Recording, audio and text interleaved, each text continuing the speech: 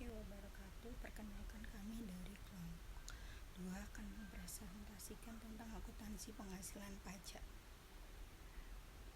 Selanjutnya itu saya akan memperkenalkan anggota kelompok kami. Yang pertama yaitu Husnul Khotimah, NPM akhir 080. Kedua yaitu ada Talita Aural Agatha, NPM akhir 289. Ketiga yaitu ada Hani Gita Amalia, NPM akhir 290. Yang keempat yaitu saya sendiri, Salsabila Aska Azhara, NPM akhir 292. Yang terakhir yaitu ada Karoma, NPM akhir 294. Selanjutnya yaitu ada pertimbangan tarif pajak. Yang pertama yaitu ada tarif pajak masa depan atau future tax rate. Nah, di sini apabila tarif pajak berubah di masa depan, maka perusahaan harus menggunakan tarif pajak yang telah disahkan dan diharapkan berlaku. Perusahaan juga harus mempertimbangkan perubahan tarif pajak yang sudah disahkan yang akan berlaku ketika menentukan tarif pajak untuk perbedaan sementara yang ada. Nah, sebagai contohnya yaitu Uang Group pada akhir 2019 memiliki perbedaan sementara kumulatif yaitu sebesar 300.000. Nah, jurnalnya yaitu ada book basis of depreciable assets sebesar 1 juta, lalu tax basis of depreciable assets-nya 700.000 sehingga kumulatif temporary difference-nya menjadi 300.000. Nah, selanjutnya diasumsikan bahwa 300.000 tersebut akan terbalik dan menghasilkan jumlah yang kena pajak di masa depan dengan tarif pajak yang telah disahkan. Jadi di sini ada future taxable amounts-nya pada 2020 sebesar 80.000, 2021 sebesar 70.000, 2022 sebesar 60.000, 2023 sebesar 50.000 dan seterusnya. Nah, untuk tax rate-nya ada di 2020 ada 40%, dan 2021 ada 40%, dan selanjutnya. Lalu untuk mencari deferred tax liability-nya dari 2020 yaitu sebesar 80.000-nya dikalikan dengan 40% sehingga menjadi 32.000. Nah, sama di untuk tahun-tahun selanjutnya yang dimana future taxable amounts-nya dikalikan dengan tax rate-nya sehingga akan menghasilkan deferred tax liability. Lalu kemudian untuk total kewajiban pajak tangguhan uang pada akhir 2019 adalah 108.000. Nah, uang dapat menggunakan tarif pajak yang baru hanya jika telah disahkan. Apabila belum disahkan, tarif saat ini yang harus digunakan. Maka tarif pajak juga dapat berubah tergantung pada cara aset atau kewajiban diselesaikan. Misalnya, tarif pajak untuk operasi normal adalah 35%. Tetapi jika pabrik dijual, maka tarif pajaknya bisa mencapai 15%. Nah, lalu untuk revision of future tax rates-nya, pada saat tarif pajak berubah, maka perusahaan harus segera mencatat dampaknya pada akun pajak penghasilan tangguhan. Perubahan ini dapat dilaporkan sebagai penyesuaian pada beban pajak penghasilan. Nah, contohnya pada 1 Desember 2021, Undang-Undang baru menurunkan tarif pajak perusahaan dari 40% menjadi 35%. Nah, mulai berlaku pada 1 Januari 2023. Apabila hostel CO memiliki perbedaan sementara terkait kelebihan depresiasi pajak sebesar 3 juta, maka pada 1 Januari 2021, kewajiban pajak tangguhan mereka adalah 1.200.000. Didapatkan dari 3 juta dikalikan dengan 0,40. Nah, jika jumlah kena pajak ini dijadwalkan terjadi merata pada 2022, 2023, dan 2024, maka kewajiban pajak tangguhan pada akhir 2021 menjadi 1.100.000. Nah, lalu untuk jurnalnya sama seperti sebelumnya yang dimana future taxable amounts-nya dikalikan dengan tax rate. Jadi pada 2022 future taxable amounts-nya ada 1 juta. Nah, untuk tax rate-nya ada 40%, sehingga deferred tax liability-nya menjadi 400.000. Lalu kemudian ditemukan totalnya sebesar 1.100.000. Nah, hostel mengakui penurunan sebesar 100.000 dolar, yaitu didapatkan dari 1.200.000 dikurangkan dengan 1.100.000 dalam kewajiban pada akhir 2021 dalam kewajiban pajak tangguhan sebagai berikut. Nah, ini ada jurnalnya. yaitu deferred tax liability berada di debit sebesar 100.000 dan income tax expense-nya berada di kredit sebesar 100.000. Nah, tarif pajak perusahaan tidak sering berubah. Oleh karena itu, perusahaan biasanya menggunakan tarif saat ini.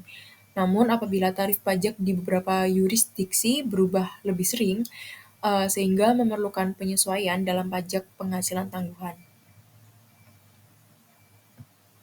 Selanjutnya adalah di penagihan kerugian.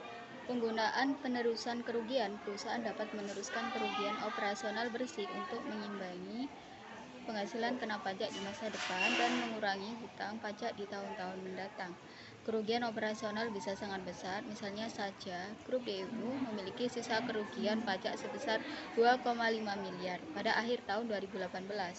Berdasarkan tarif pajak efektif, hal ini menunjukkan pengurangan pajak sebesar 500 juta jika mampu menghasilkan penghasilan kena pajak. Selanjutnya di contoh kerugian yang dibawa ke masa depan, yaitu karena perusahaan menggunakan carry forward untuk mengimbangi laba kena pajak di masa depan. Dampak pajak dari kerugian yang dibawa ke depan mencerminkan penghematan pajak di masa depan.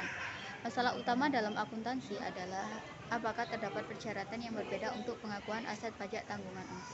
Perbedaan temporer yang dapat dikurangkan dan kompensasi kerugian operasi. Posisi IASP adalah bahwa secara substansi item-item ini sama. Keduanya merupakan pajak jumlah yang dapat dikurangkan di tahun-tahun mendatang. Selanjutnya di contoh kerugian yang dibawa ke depan, yaitu terdapat pengakuan untuk mengilustrasikan prosedur akuntansi untuk penerusan kegiatan operasional bersih, asumsi bahwa growth tidak memiliki perbedaan temporer atau permanent. Contohnya di jurnal aset pajak tangguhan di posisi debit 40.000 dan beban pajak penghasilan rugi yang dikompensasi di posisi kreditnya ada carry forward atau non pengakuan bahwa GRO tidak akan merealisasikan seluruh penerusan nol di tahun-tahun mendatang. Berikut untuk ilustrasi yang menunjukkan penyajian laporan laba rugi GRO di tahun 2022. Selanjutnya adalah di laporan posisi keuangan. Perusahaan mengklasifikasikan piutang atau utang pajak sebagai aset atau liabilitas lancar. Meskipun aset dan liabilitas pajak kini diakui dan diukur secara terpisah, saling hapus tersebut sering kali dilakukan saling hapus dalam laporan posisi keuangan suatu aset pajak. Aset pajak tangguhan dan liabilitas pajak tangguhan juga diakui dan diukur secara terpisah, tetapi dapat saling hapus dalam laporan keuangan. Selanjutnya, saya akan menjelaskan tentang jumlah kena pajak masa depan dan pajak tangguhan. Jumlah kena pajak masa depan atau future taxable amount adalah suatu perkiraan atas jumlah penghasilan kena pajak yang akan timbul di masa mendatang sebagai akibat dari perbedaan temporer yang dapat dikenakan pajak. Nah, penyebabnya itu ada yang pertama, perbedaan temporer yang dapat dikenakan pajak. A, itu depresiasi untuk tujuan akuntansi yang lebih tinggi, dan yang B, yaitu pendapatan diterima di muka. Itu diakui sebagai pendapatan dalam laporan keuangan. Nah, yang kedua itu ada kerugian fiskal yang dapat dikompensasikan. Untuk akibatnya, yang pertama itu ada timbulnya utang pajak tangguhan. Yang kedua, meningkatkan beban pajak. Sedangkan untuk pajak tangguhan atau deferred tax adalah suatu akun yang digunakan untuk mencatat dampak pajak dari perbedaan temporer antara jumlah yang diakui dalam laporan keuangan dan jumlah yang diakui untuk tujuan perpajakan. Pajak tangguhan itu terdiri dari dua jenis, yaitu yang pertama, utang pajak tangguhan atau deferred tax liability, aset pajak tangguhan. Nah, tujuannya itu untuk menghasilkan laporan keuangan yang lebih relevan dan lebih andal. Kemudian, saya akan menjelaskan tentang aset pajak tangguhan non-pengakuan. Aset pajak tangguhan pengakuan adalah suatu kondisi di mana perusahaan memiliki potensi manfaat pajak di masa depan, namun tidak diakui sebagai aset dalam laporan keuangan. Nah, alasan aset pajak tangguhan tidak selalu diakui, yang pertama yaitu kemungkinan kecil untuk direalisasi. Yang kedua, tidak memenuhi kriteria pengakuan. Dan yang ketiga, keterlibatan hukum dalam peraturan. Implikasinya yang pertama yaitu laporan keuangan, kedua perencanaan pajak, dan yang ketiga yaitu pengambilan keputusan. Dasar-dasar akuntansi pajak penghasilan. Perusahaan memiliki dua cara pelaporan keuangan, yang pertama yaitu untuk investor dan kreditor, dan satunya lagi untuk otoritas pajak. Untuk pelaporan keuangan, mereka mengikuti standar internasional seperti IFRS yang digunakan untuk menghitung pendapatan keuangan sebelum pajak. Ini bertujuan untuk memberikan informasi yang berguna bagi investor dan kreditor. Sementara itu, otoritas pajak memiliki aturan sendiri untuk menentukan penghasilan kena pajak yang akan digunakan untuk menghitung pajak penghasilan yang harus dibayar oleh perusahaan. Karena peraturan IFRS dan perpajakan berbeda, pendapatan yang dilaporkan ke investor seringkali berbeda dari penghasilan yang dilaporkan ke otoritas pajak. Ini mengapa jumlah beban pajak dalam laporan keuangan bisa berbeda dari jumlah pajak yang sebenarnya harus dibayarkan perusahaan. Contoh mengilustrasikan bagaimana perbedaan dalam IFRS dan peraturan pajak mempengaruhi pelaporan keuangan dan pendapatan kena pajak. Asumsikan bahwa Chelsea Inc. melaporkan pendapatan sebesar $130.000 dan biaya sebesar $60.000 pada masing-masing 3 tahun pertama. Pertama yaitu laporan keuangan pendapatan. Dalam contoh ini, Chelsea Inc. melaporkan pendapatan sebesar $130.000 dan biaya $60.000 per tahun selama 3 tahun pertama. Berdasarkan pelaporan keuangan dengan standar IFRS, pendapatan sebelum pajak setiap tahun adalah $70.000. Dengan tarif pajak 40%, beban pajak penghasilan yang dilaporkan adalah $28.000 per tahun atau total $84.000 untuk 3 tahun. Namun jika tidak mengikuti peraturan pajak, pendapatan dapat kena pajak memungkinkan beberapa hari dari yang dilaporkan dalam laporan keuangan. Karena aturan pajak menggunakan metode yang berbeda untuk menghitung pendapatan biaya, ini dapat menyebabkan perbedaan antara beban pajak yang dilaporkan dan pajak yang sebenarnya terhutang pada otoritas pajak. Dalam pelaporan pajak, Chelsea Inc. melaporkan pengeluaran yang sama sebesar $60.000 setiap tahun. Namun pendapatan kena pajak bervariasi, $100.000 pada 2022, $150 pada 2023, dan $140.000 pada 2024. Dengan pengeluaran tetap, penghasilan kena pajak menjadi $40.000 pada 2022, $90.000 pada 2023, dan $80.000 pada 2024 dengan tarif pajak 40%. Pajak yang harus dibayar adalah $16.000 pada 2022, $36.000 pada 2023, dan $32 pada 2024. Total pajak yang dibayarkan selama 3 tahun adalah $84.000. Ini mencerminkan bagaimana perbedaan antara aturan pajak dan IFRS mempengaruhi jumlah pajak yang harus dibayar. Perbedaan antara beban pajak penghasilan dan pajak penghasilan terhutang terjadi karena perusahaan menggunakan dua metode yang berbeda untuk pelaporan. Untuk laporan keuangan digunakan metode akrual penuh, sedangkan untuk pajak biasanya basis kas yang dimodifikasi. Dalam contoh, Chelsea Inc.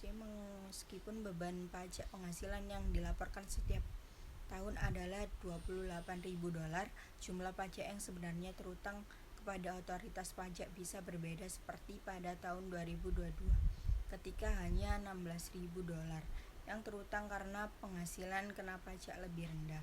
Selisih $12.000 ini disebut pajak tangguhan, yang dalam hal ini adalah kewajiban pajak tangguhan yang harus dibayarkan di masa depan. Selanjutnya yaitu specific difference. Perbedaan antara pendapatan keuangan sebelum pajak dan pendapatan kena pajak dibagi menjadi dua jenis, yaitu perbedaan sementara dan perbedaan tetap.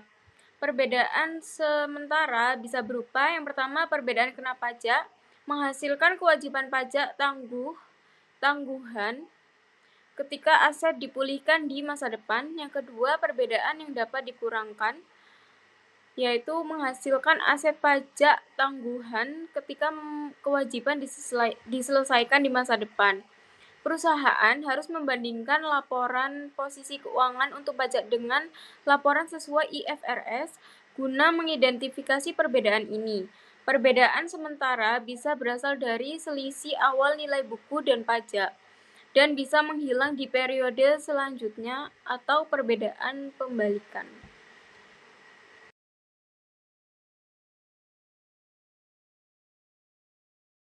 Presentasi laporan laba rugi. Perusahaan menyesuaikan pajak penghasilan yang harus dibayar dengan perubahan pajak penghasilan yang ditanggungkan untuk menghitung beban pajak.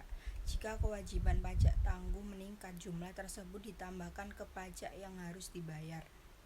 Sebaliknya, jika aset pajak tangguhan meningkat, jumlah tersebut dikurangi dari pajak yang harus dibayar. Dengan demikian, beban atau manfaat pajak penghasilan dihitung berdasarkan rumus pajak penghasilan yang harus dibayar ditambah perubahan pajak penghasilan yang ditangguhkan sama dengan total beban atau manfaat pajak penghasilan. Dalam pelaporan laba rugi perusahaan seperti Chelsea NJ harus mengungkapkan komponen signifikan dari beban pajak penghasilan, baik yang saat ini dibayarkan maupun yang ditangguhkan. Sebagai contoh, Chelsea melaporkan pendapatan sebesar $130.000, pengeluaran $60.000, dan pendapatan sebelum pajak sebesar $70.000. Beban pajak penghasilannya terdiri dari $16.000 yang harus dibayar saat ini dan $28 yang ditangguhkan, sehingga menghasilkan pendapatan bersih sebesar $42.000. Perusahaan dapat melaporkan total beban pajak langsung dilaporkan laba rugi atau merinci bagian lancar dan tangguhan dalam catatan keuangan. Selanjutnya yaitu income statement. Jadi di gambar sini ada income statement dari WM Morrison Supermarket PLC. Jadi di dalam sini tuh ada di tahun 2018 dan 2019. Jadi di sini konteksnya tuh ada UK Corporation, overseas tax, dan adjustment in respect of prior periods. Selanjutnya ada deferred tax, yaitu origination dan reversal of timing differences, dan adjustment in respect of prior periods. Selanjutnya yaitu ada tax reconciliation. Jadi rekonsiliasi di bawah ini itu menunjukkan bagaimana beban pajak sebesar 76 juta pada 2018 muncul dari laba sebelum pajak sebesar 320 juta. Nah, beban pajak untuk periode ini lebih tinggi karena 2018-nya itu lebih rendah. Nah, dibandingkan dengan tarif pajak perusahaan standar di Inggris sebesar 19%, yang dimana pada 2018 itu ada 19,16%. Nah, ini ada contoh tabel jurnalnya.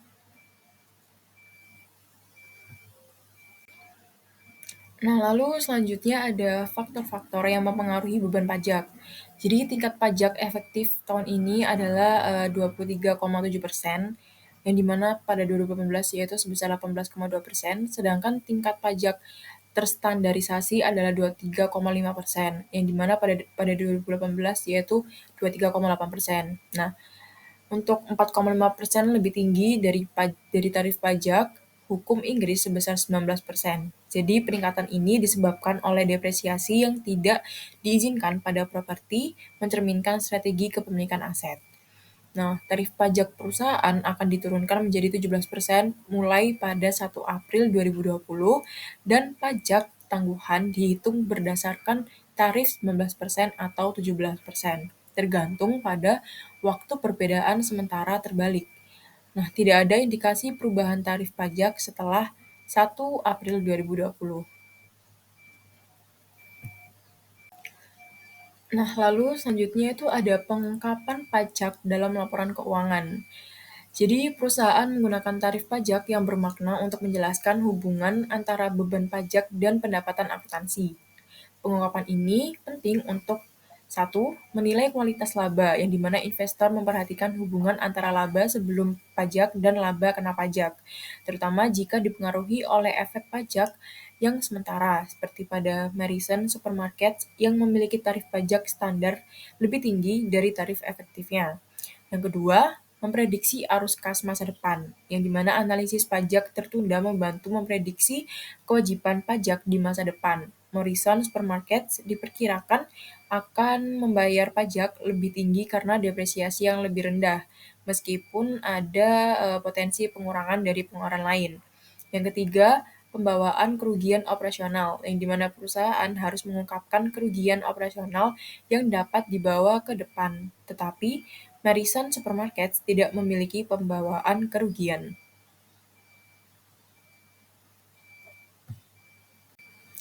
Kemudian ada review of the asset liability method, yaitu IASB atau International Accounting Standard Board berpendapat bahwa metode aset kewajiban adalah metode yang paling konsisten untuk akuntansi pajak penghasilan. Nah, tujuan dari pendekatan ini yaitu yang pertama, untuk mengakui jumlah pajak yang harus dibayar atau dikembalikan untuk tahun berjalan. Yang kedua, mengakui kewajiban dan aset pajak tangguhan untuk konsekuensi pajak di masa depan dari peristiwa yang telah diakui dalam laporan keuangan atau pengembalian pajak. Nah, untuk mencapai tujuan tersebut, maka perusahaan harus menerapkan prinsip dasar dalam akuntansi pajak penghasilan pada tanggal laporan keuangan.